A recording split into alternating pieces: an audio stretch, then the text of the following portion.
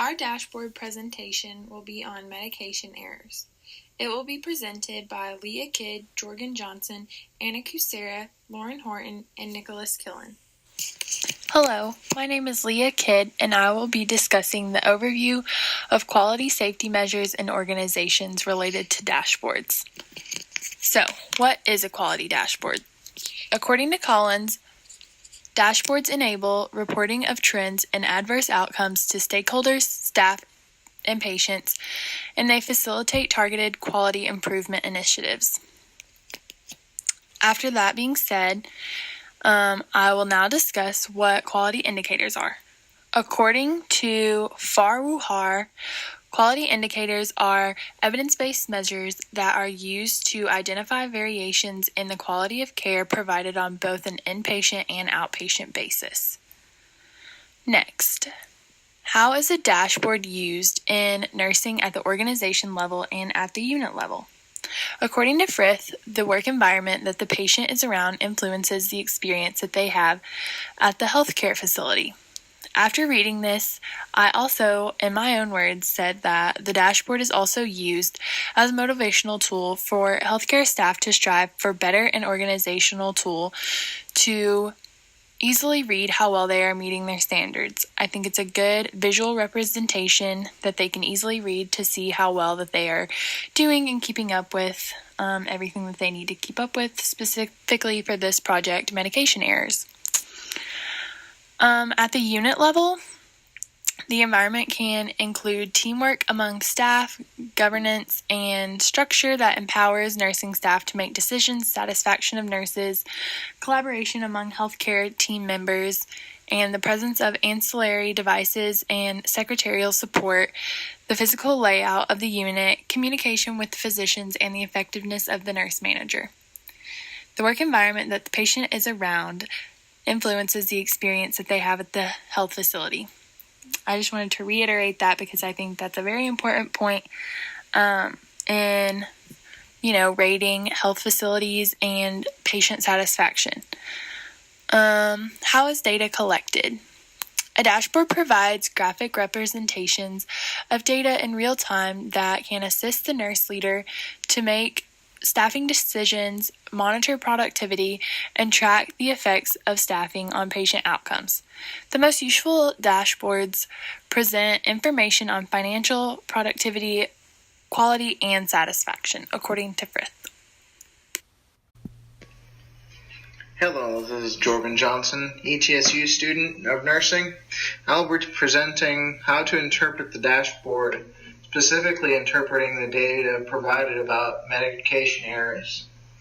The target medication errors were 0, but the actual errors were as follows. For quarter 1 was 5 medication errors. For quarter 2, there were 7 medication errors.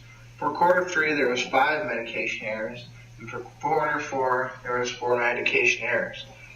Score records typically show retrospective data, whereas a dashboard provides graphic representations of data in real time that can assist the nurse leader to make staffing decisions, monitor productivity, and track the effects of staffing on patient outcomes. This dashboard is just like the ND&QI and the TCAB, which produces graphs and diagrams for medical and surgical units to show progress. Benchmarks are noted on each graph to illustrate goals. These easy references show the staff where they stand and how much they need to improve. There are several benefits of having a dashboard, including the fact that it consolidates nursing sensitive indicators in a single display. It improves the quality of care as clinicians compare performance to national standards. It facilitates decision-making to manage and improve patient care. It triggers nursing units for action plans on indicators that are not performing to the gold standards. It increases nursing satisfaction by correlating nurse contributions to the unit's performance. And it fosters user interpretation by viewing meaningful descriptive comparison trends and significant variations. There are multiple reasons to have a dashboard in addition to the ones listed above. To assess staffing and patient outcomes, data related to staffing, nursing units, hospitals, and patients are needed. There are also multiple places that the data can come from, including discharge abstracts, incident reports, and patient records. As the data is posted each quarter, the staff should compare the unit performance to the national benchmark and assist the management team to develop and implement the action plan if the goal is not met. The team can then use this data to help improve care of the patients and the work environment of the nurses and to avoid costly complications.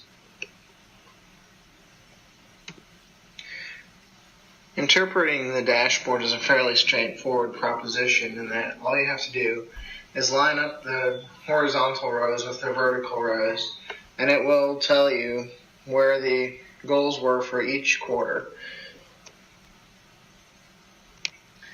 And where the horizontal rows intersect the vertical rows is where the outcome of that quarter was. For example, if the goals were 0, but the outcome was 5, then you match the horizontal and the vertical rows up, and it will tell you whether they met those goals or not. Hi, my name is Lauren Horton, and I'm going to be talking about the interventions that we use to prevent medication errors in the nursing field. So the first thing that we need to do is to ensure the 5 rights of medication administration. Another important thing is to use the computerized medication administration record along with barcoded medication administration techniques. Document everything carefully and correctly. Place a 0 in front of the decimal point, such as 0.25 instead of just 0.25. And then know the facility's policies and procedures.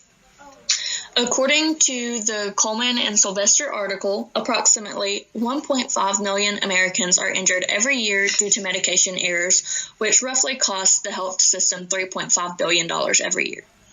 The use of barcode administration reduced medication errors by 80% in this particular study, and the nurses also expressed satisfaction with the process. The 5 rights are also very important to use during medication administration, and even with the barcode administration, the 5 rights should still be checked every single time. Another important factor of medication administration is the documentation. Documenting correctly can help prevent medication errors as well, because of the correct time and dose, such as doing 0.25 versus 0.25 can prevent someone else from reading that wrong, or even just yourself reading that wrong. But if it's documented the correct time and dose in the computer system, then the computer will not allow you to give too much medication or try to give it at the wrong time without alerting you. Documentation can also help you to stay out of trouble regarding malpractice issues, because if you're not documenting correctly or just not documenting anything at all, if something happens to your patient, whether it's on your shift or someone else's shift, the hospital can check all of those records, and the lawyers can check that too, and that could in turn cause a malpractice lawsuit on anyone who hasn't been documenting correctly. Another important thing is knowing your policies and procedures for the facility. It not only helps reduce medication errors, but it is also just good nursing practice. It is especially important to know the policies regarding medication reconciliation, which refers to the patients that take medications at home, and whenever they come into the hospital, they bring their medications, and the pharmacy has to get that correct with what they need to take in the hospital. And this can be especially difficult when people aren't quite sure what they take at home, or they've forgotten one pill, or they have a long list of medications that they tend to take at home.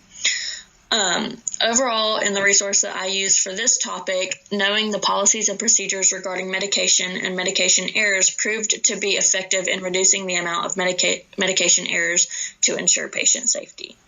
Hello, My name is Cole Killen, and today I will be talking to you about the role of the BSN nurse and leadership skills when it comes to preventing errors when it comes to administering medications.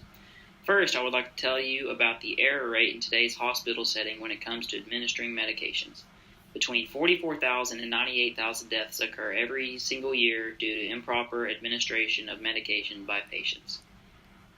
A study by the National Council of State Boards of Nursing found that newly licensed nurses make more mistakes than older, experienced nurses.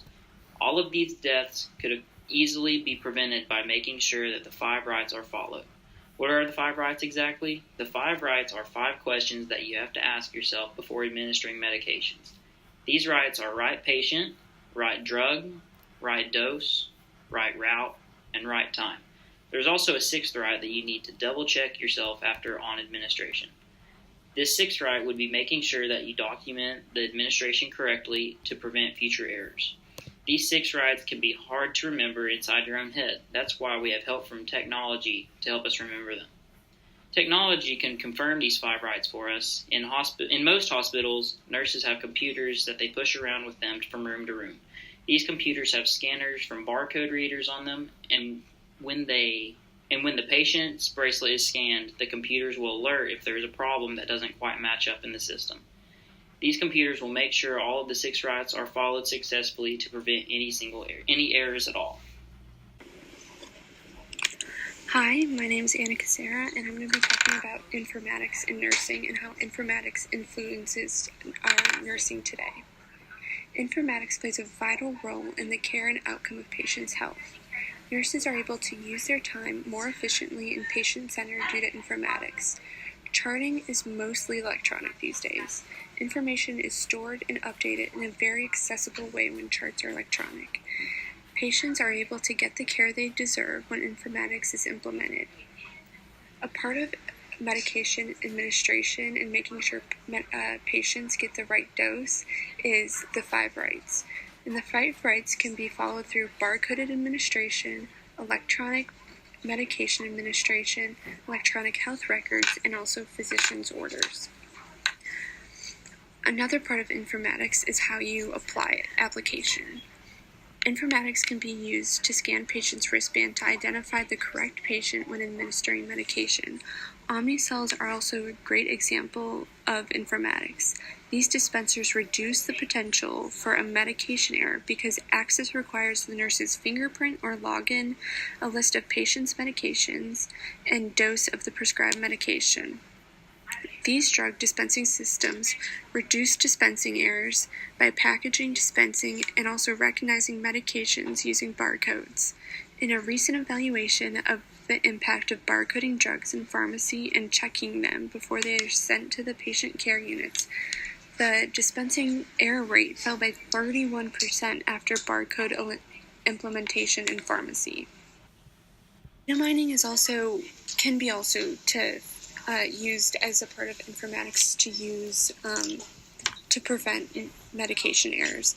And data mining is it's finding trends within big groups to predict outcomes. Utilizing data mining could identify the major problems in medication administration.